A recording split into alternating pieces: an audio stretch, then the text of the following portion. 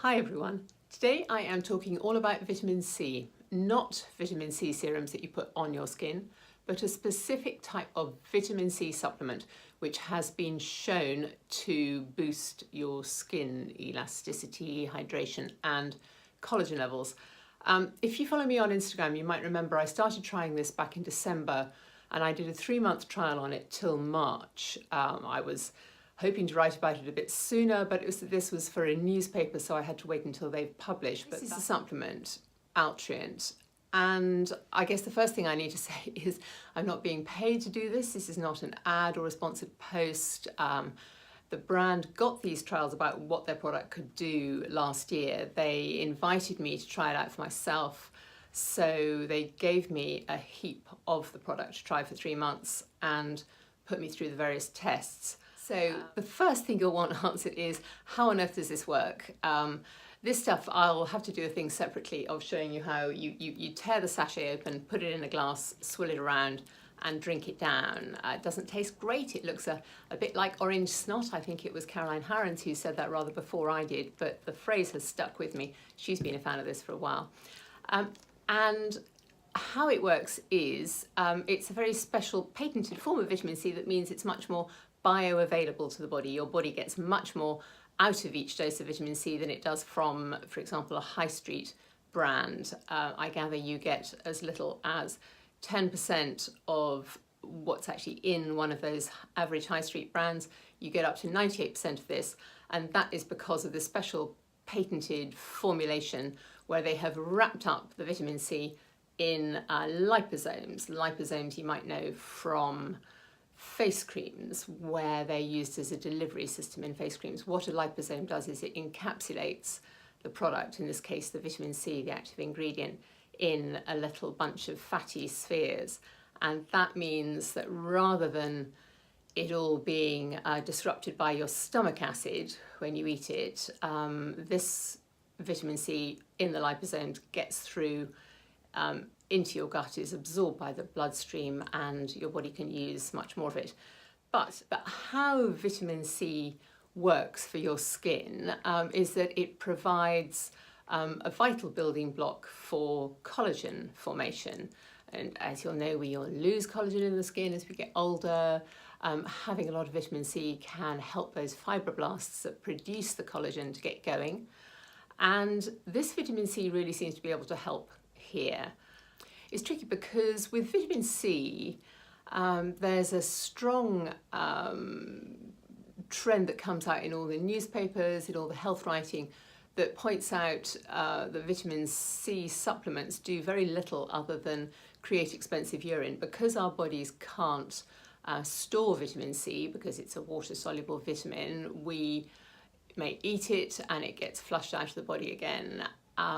But somehow this supplement, which gives you so much of it, seems to have a different result. Also, these doses are quite big. These are 1,000 milligram doses, and you take 3 of them a day. That's what I did for the length of this trial. So you squeeze it into the water, you down it 3 times a day, and the only thing I had to do, or had to not do, was then not drink a cup of hot tea straight afterwards, because a hot drink will denature the vitamin C, so I had to leave a 10-minute gap.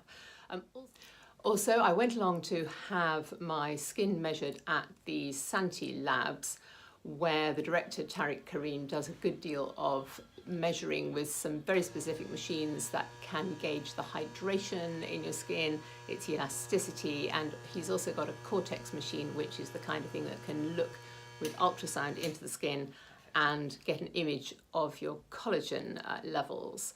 So I had that done at the start of the trial, and then once a month for 3 months afterwards. As you may know, if you follow me, I do quite a lot with my face. Normally I use active skincare, so that's glycolic acid, retinoids, topical vitamin C, and I also do more than my fair share of face treatments, so kind of active facials that might involve a bit of microneedling or lasering. you name it, it's usually all going on. And for the duration of this trial, I had to stop all that, obviously. Also, I had to stop taking the collagen supplements that I usually take.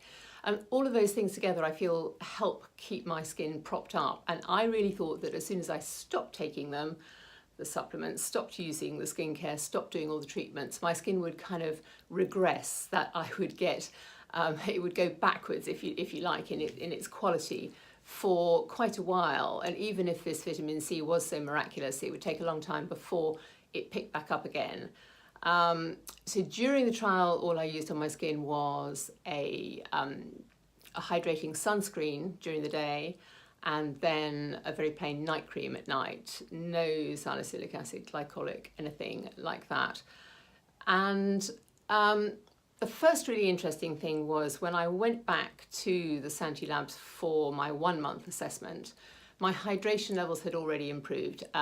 So that made me hope that something was going on, particularly given that it was December to January. That's a tricky period of the year for the skin. You've got all the central heating here in the UK. We've got our heating on full blast, cold weather, and also a little bit more alcohol than usual around that time of year. So I was really pleased to see that there was a result so quickly, very surprised. After the second month, the hydration was better, so was the elasticity, and so were the collagen levels. And by the end of the third month, my collagen was improved by nearly 23%. My hydration levels were up 30%, and my elasticity of my skin, I could feel it on the machine. I had to stretch it, had to work much harder. That was up by nearly 68%. And in fact, the hydration measurement was so high that Tariq called me back after that one to say he thought there'd been a mistake, and we needed to rerun the test the following week just to check that there hadn't been some abnormality in it, because he thought it was an unusually high reading, but it was that 30% improvement the following week as well. So this is all pretty impressive. Another accusation, if you like, that people often put against vitamin C is that we really hardly need it. The recommended daily allowance for vitamins in the UK says we need like 40 milligrams, which is like nothing. And here is this dose, which is 1,000 milligrams, and I was taking 3,000 a day. So I had to get my head round the whole principle of high dose vitamin C, which I knew nothing about, but there's a book which I have read called Primal Panacea by Thomas Levy, which it's slightly sort of overzealous about all this. It says how basically high doses of vitamin C will cure anything and everything.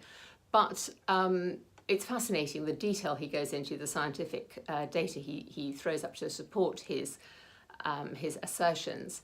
But it does point out the very key thing, which I didn't know, which was that humans, along with monkeys and guinea pigs, are the only mammals that can't make their own vitamin C.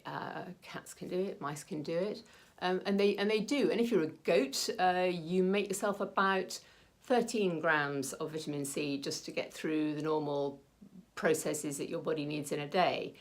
That's a massive dose, clearly, compared to what humans are getting by on. And if you're a goat under stress, you make yourself about 100 grams, 100,000 milligrams of vitamin C a day in order to cope with that stress.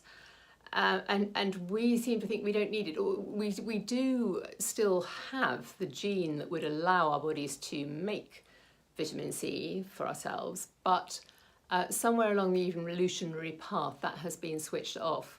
So this is why we need to get it in our diet.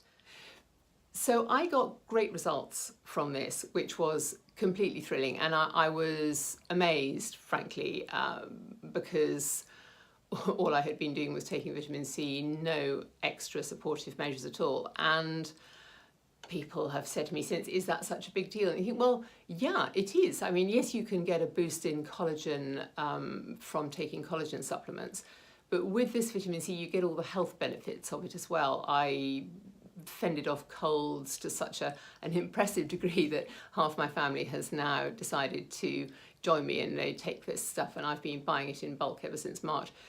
The other half of the family say it's too disgusting and they won't go near it, but that's their loss. And also it's a brilliant alternative to the more active forms of skincare or to procedures and stuff for people who would never go near that. One of my lovely yoga teachers said, would it work for me? And he, yeah, sure it would. And she would never touch microneedling or retinoids or any of that. But she could absolutely get her head around taking vitamin C, and it would benefit her skin, and it would benefit it all over the body. That's another big plus. It's not just your face that benefits. Obviously, it's your forearms, it's your shins. I notice it on my shins because they tend to get very dry. So any improvement in hydration there is a good thing. I haven't said yet, of course, this is not cheap, this vitamin C, this patented stuff. It costs about £40 for a box of 30 sachets. So if you are taking 3 a day, that comes to about £120 a month. I'm now on to a 2 a day maintenance dose, which I kind of think is well worth it. I mean, I have gone back to using all my active skincare and procedures and collagen supplements since then. And why have I not just stuck with the vitamin C? Well, I kind of think it's all about marginal gains in the skincare business. If you find something else that is going to work, I wouldn't rely on that exclusively, but I want to add it into the mix. So I will use the topical skincare, use the supplements, have the procedures, wrap it all up. I feel they're all contributing, and that will all help keep my skin in better shape. So I hope you find that interesting and not too baffling. It's well worth taking a look at vitamin C. As I said before, this is not sponsored, not an ad. I've been hugely impressed by this. These guys were the first to patent this process of encapsulating vitamin C in liposomes. I gather there are lots of copies out there which don't do half as much, but these ones actually have the data to show it, and having done that experiment, I know it really works. So yeah, I'm impressed.